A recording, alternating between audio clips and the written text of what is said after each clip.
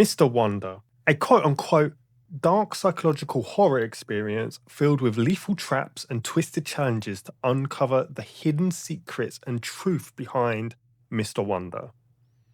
We start this dumpster dive straight in with a phone call. Oh look, it's Mr. Wonder. The first thing Mr. Wonder's got me wondering is why is he on the phone when I'm standing like right in front of him? I mean, there's a couple of steel bars between us, but they're not exactly soundproof. Anyways, he starts yapping about how he's a content creator, he gives millions of dollars away to contestants, something about a contestant died and now he's kind of falling off the rails. Oh, and he's also giving us an opportunity. A chance to become a god among men. $100 million.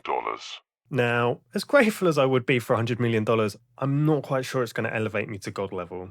Maybe in like ye old 1732, but in 2025, I might be lucky to get a one-bedroom studio apartment in Zone 5 of London. I digress. So we get thrown right into Mr. Wonder's studio of free downloadable video game assets.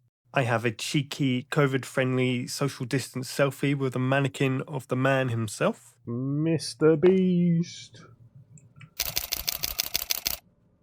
Am I even in the circle? Not really. Can we do that again? No? And I'm starting to realise that maybe with all these objects and light sources in the room, this game might not be greatly optimised. But alas, I push on with my fossilised PC to board a giant inflatable pink flamingo, of course, and we begin to be taken down what I can only describe as a underwhelming Willy Wonka-esque chocolate river ride to discover a bit of backstory about Mr. Wonder. He created online content in 2010. He became the first creator to climb Mount Everest. Step it up, Mr. Beast. Live streamed from an underwater shipwreck. Went to space. Gave away $8 million in challenges. Though I wish he could have given me a little bit of that, as my character clearly needs glasses. I had to turn off the visual effects as I was constantly dipping in and out of consciousness. We also discover that there is in fact a Mrs. Wonder. And my game theory cap is tingling for the idea that she's the reasoning behind all this downfall. But I'm not game theory, and I don't want to give too much credit to a ridiculous idea that I just came up with.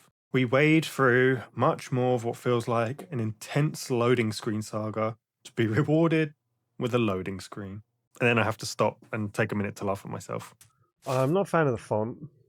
Whoa, look at my shadow. He's got some fingers on him.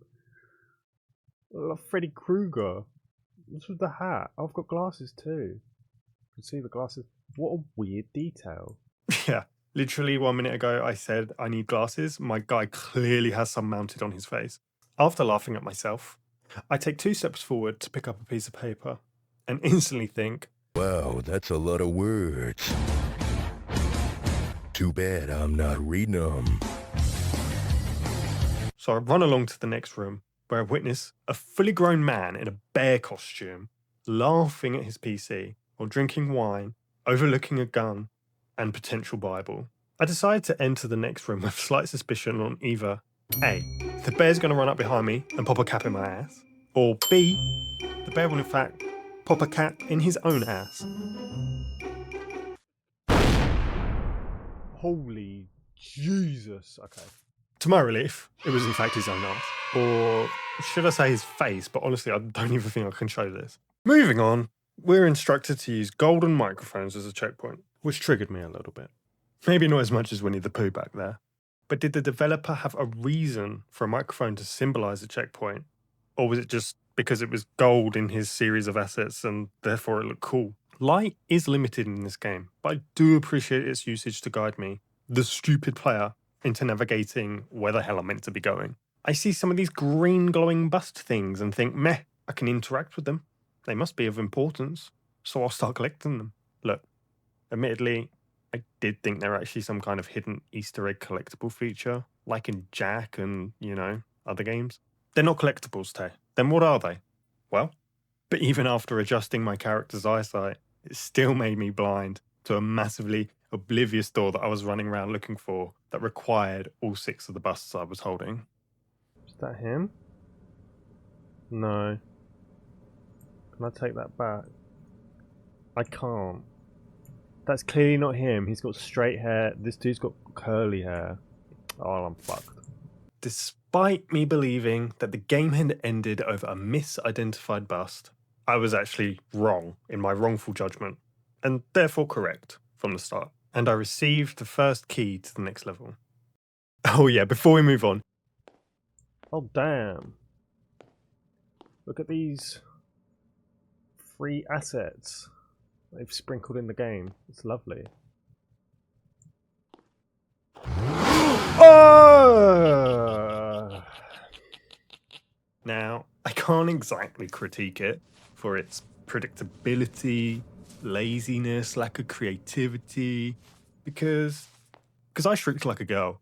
Moving on. I kind of just ran around aimlessly for a minute trying to find the bright pink door that I was supposedly so familiar with as I'd seen it at the start of the level. I walked down a corridor, and then I entered the money room. So my new objective was to shut down the laser machine. My first protocol was to, hit an electrical box that was attached to the room. Apparently that was not the answer. But then I stumbled upon the Deadly Mind Challenge. So I just kind of shuffled around some mines and I came to another room with a piece of paper. Wow, that's a lot of words. Through the next door of the maze, I found a samurai room? I don't know, it just kind of made me move 3 items from one end of the room to the other, and it unlocked, can you guess? Another door! This time we stepped foot in a bar. And I really feel at this point of the game, I need a strong beverage to keep me going. But I'm rudely interrupted by a phone ringing in the corner of the room. Guess who's calling? It's Mr. Bit. Wonder. So he starts yapping, but at least this time there's actually a solid object between us, which kind of justifies using the phone now. I mean, seriously though, he's going off on one. I'm not exaggerating. So after we kissed goodbye down the phone together, I found the electric room. Though turning the lever actually did nothing, and I'm starting to believe that this is some sick, twisted game within the game. But then I just realized I'm stupid. I find another bleemingly obvious door I spent way too long looking for than I would like to admit. Let's have a little barbecue. And right next to the barbecue, we find the electric grid level. Now, I know red means danger, but no matter how long I waited for the colours to change, nothing was happening. So I thought you had to walk on it to start it? Nope. Turns out I missed an obvious but not so obvious tiny button on the other side of the room that triggered the safe zone. But of course the safe zone had to be off while you was walking on it. Look, I'm going to be real with you. At this point, the whole lever fiasco tipped me. Okay, yeah, I took a photo of it. I took a photo of the safe path. What are you going to do about it? What are you going to do? And after that absolute technical skill I played off, I entered another electrical room.